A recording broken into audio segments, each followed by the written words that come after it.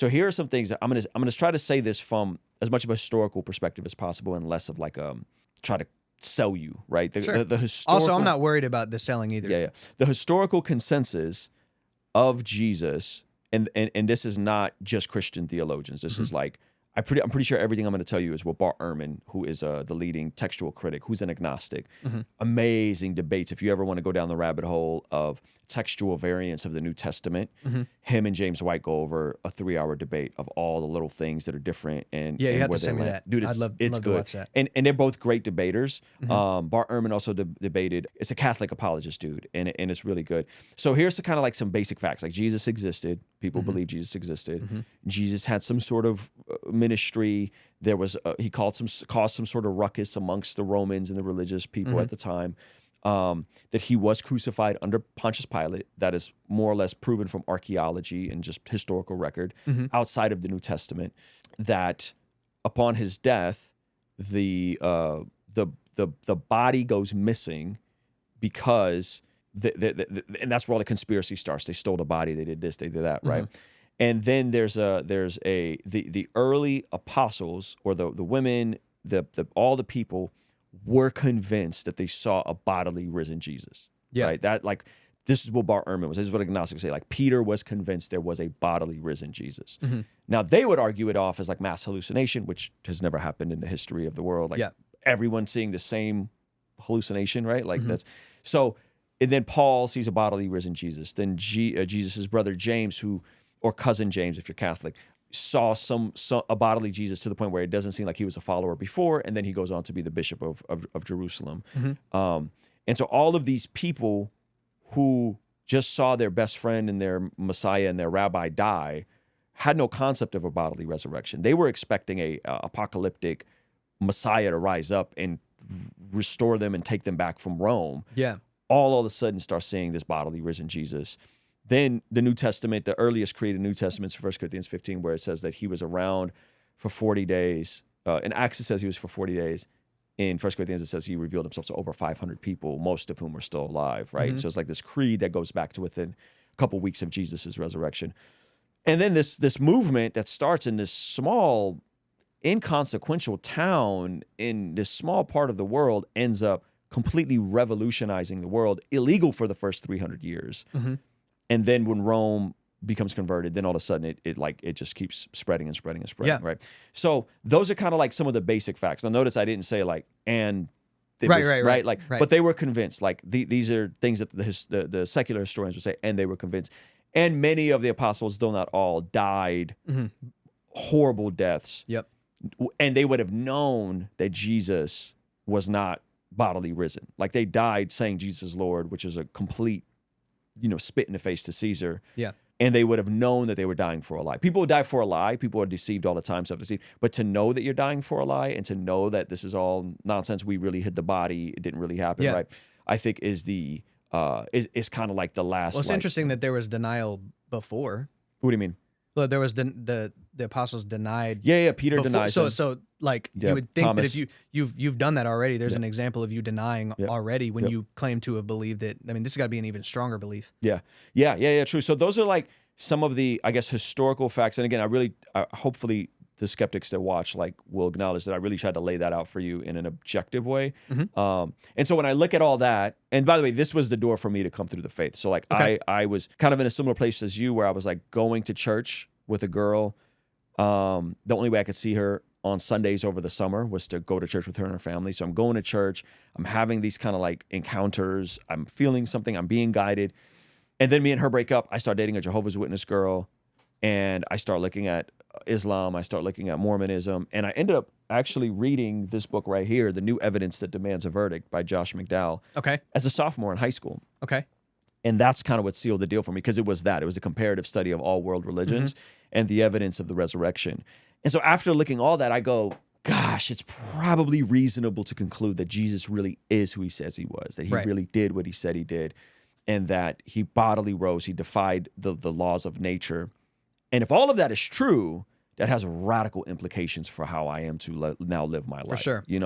That's kind of how I arrive. So what do you make of all that? Well, I mean, again, I'd love to watch the kind of the back and forth to it. I don't hear anything that like I don't or wouldn't be open to. Mm-hmm. But I don't really have an opinion on it because I don't have interjections. I don't be like, oh well, okay, but how about this or how about that? Yeah. Just on the kind of like not giving it too much thought. Yeah. I would love some resources. Jimmy Akin debated Bart Ehrman. So I'll send you all these links, please. And please. I think there's also like narrative films about this. Have you ever heard of the Case for Christ?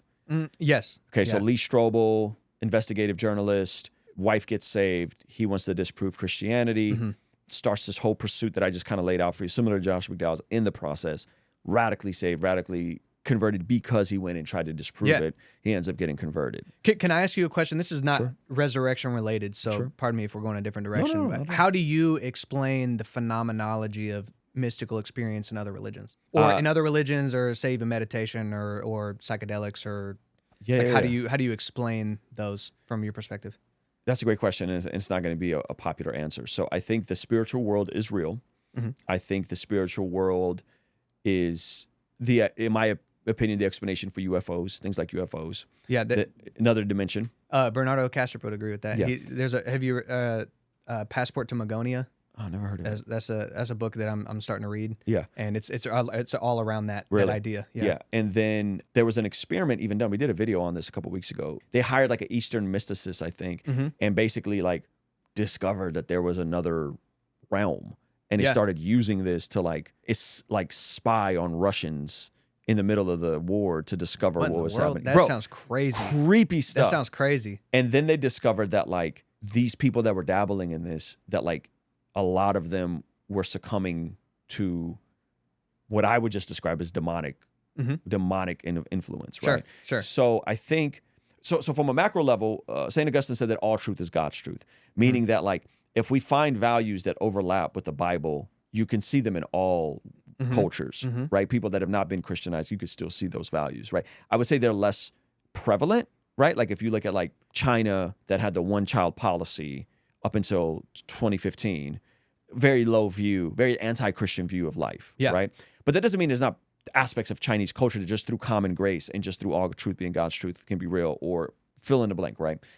But I do think that when you are opening up yourself to the spiritual realm, which I believe is very real, that a lot of times you could be opening up yourself to the demonic realm, as covered as an angel of light. Yeah, okay. And so I would say I would put psychedelics there. I would put like deep meditation stuff there. Like if you're really trying to like go into meditation, the exercises from this operation the CIA did, I feel awful for not remembering what it's called, but I'll send it to you. I would say that stuff is there.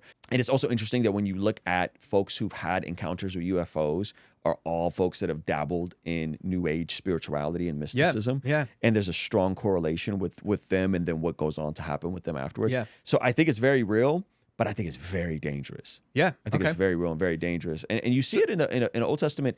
Saul summons one of the spirits of the prophets after he's dead, and the spirit's like, no, like, what are you doing? Like, don't do this. So you see it in the Old Testament, and I believe in the New Testament in Acts, where there are people that can access the spiritual realm, but I think it does way more harm than good. Okay. Have you seen examples? So for like some of the best models of Christianity for me are the people that have just a certain warmth and presence about them. You can kind of sense that and feel that egolessness with them. And but cross-culturally, you have that as well for people that are subscribed to a particular religion that would attribute those things that seem to be reflective of God. Those kind of like fruit of the Spirit. Yeah, exactly. Yeah, sure. And they would attribute that to their religion. So, but you would say that maybe they have not allowed through those experiences that they haven't gained the darkness, or that's a So and that's a really good point. So I would say, one, I ultimately don't know how all that works, right?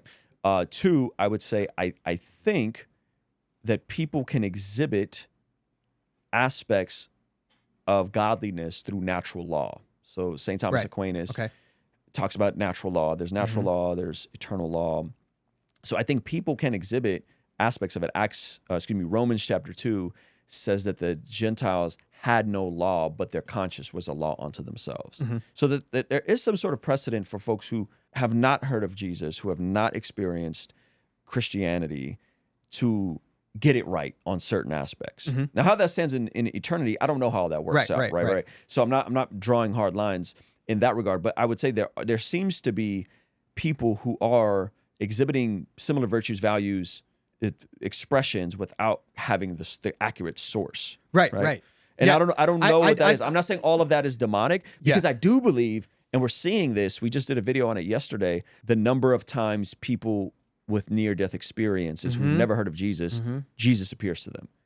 Yeah. That's spooky. Or the number of times full-on Muslim nations are having appearances of Jesus and entire villages are getting converted. Yeah. Like, there's some crazy stuff that happens. So I do believe that Jesus can reveal himself, and maybe not even reveal himself as like, I am Jesus of Nazareth, right? But like reveal himself through dreams, visions, and then over time people practice what seems to be a form of Christianity. I think this is in parts of Africa, and I feel really ignorant saying parts of Africa, right? Because Africa is a massive continent, where they discover these folks and they follow a risen Messiah, God-man, who dies for the atonement of sins without ever having a Bible. Yeah. You know? So I think there's something there. Yeah. All right, let me know what you think about that in the comments section. And it would be remiss of me to not tell you about our biggest sale of the year, our Father's Day sale happening right now. You can get our brand new Bless God Prayer Journal at the cheapest price it's ever been, as well as some pretty fire priest, provider, protector